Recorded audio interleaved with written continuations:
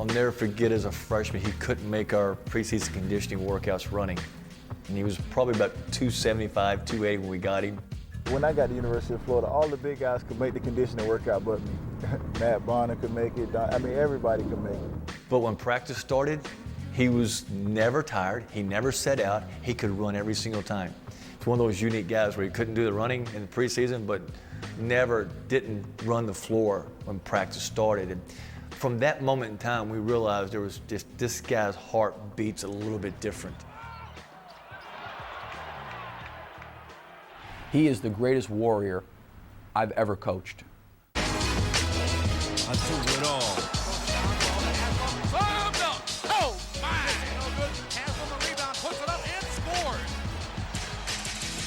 When you walked in the gym and he came in the gym, there was a presence about him. UD to me is like, he's the big brother. Everyone listened to him.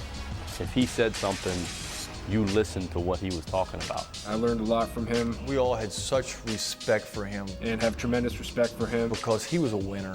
Udonis was the ultimate team player. I had about 4 or 5 NBA people come in and work him out. And the consensus was that he needed to be able to step away from the basket and shoot more jump shots. And he had the opportunity to do that. But when it came to winning, he knew at Florida no one could stop him inside. You could not stop the guy on the low post. I don't care who you were. Yeah, he might be 6'7", 6'8", and you might be 7'2", but he's scoring on you every time in the post. Now, a lot of kids, when they're told they got to improve their shooting, they want a coach a lot of times just to let them shoot jump shots. After this workouts were over with, Udonis came to me and says, Coach, for us to win, I need to play inside. And you know what? I'm going to play inside because I want to win.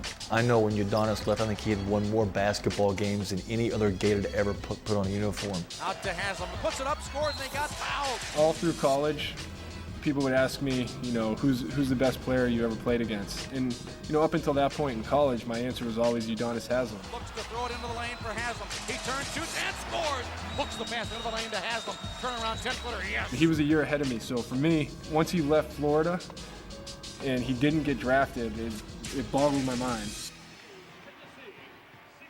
There's certain guys that don't fit into quote-unquote the NBA box. Okay, you're a power forward. You need to be this height. Your arms need to be this long. You need to be this kind of athlete. You need to have this kind of skill set. Udonis was a guy that didn't fit the box physically. And we always thought that if they just give him a chance, because everybody talked about, you know, he's not what position he's not going to be able to play this or do that, and we're like, oh, you're right. We don't have an answer for you right now, but if you just give him a chance, we'll guarantee he figures it out. It's an old cliche, but he really epitomizes the cliche of you can't measure someone's heart. The thing that I really respect about him is he didn't give up on his dream. He went and played overseas. Had to go to Europe, spent 8 months in Europe, came back, had the opportunity to try out for the Miami Heat. I walked in, it was like 50 guys, and they were only keeping one, so I mean, at that point, it was just like do or die. I just never forget. The deciding factor when I made the squad, we were doing a drill, and I forget whatever drill it was. The shot came off, and the rebound bounced away, and nobody chased the ball except for me. I went and got the ball. And then Coach Riley looked at me and he said, well, why did you go get the ball? Why were you the only one to go get the ball? And I said, well, you know, I didn't hear a whistle. And it was as simple as that. It's how I made the team out of 50 guys. You know, my grandfather stays down there. I don't think there's a lot of precedent, or there's any precedent for someone like Udonis to make the route from Liberty City through France, undrafted, and then, you know, Pat Riley knighted him. Saw some desire underneath the blubber, the former blubber, I should say. If you looked at Udonis when he first got to the University of Florida and you look at him now, you'd say, no way, that's the same person. That's really been his career. I think he's reinvented himself really at every stop that he's been at. He goes to the NBA, he has to rebound. He averaged more rebounds in his first year in the NBA than he ever did in college. He's just got an understanding. Now he's guarding small forward type guys in the NBA. He's completely changed his body. He's turned into a guy who now can be a defensive stopper. It shows his character. He willed himself into playing in the NBA. And he willed himself not to only make a team, but to be a factor on a team and take that team to, help take that team to another level. I'm not going to always be in the stat sheets for 35 points or whatever the reason may be. But the things I bring to the table are very, very critical in being a champion. And that's what I pride myself in, being the type of player that bring those intangible things to the table that helps the team go to the next level. He is an incredible competitor. Whatever needs to be done to win, he is willing to do.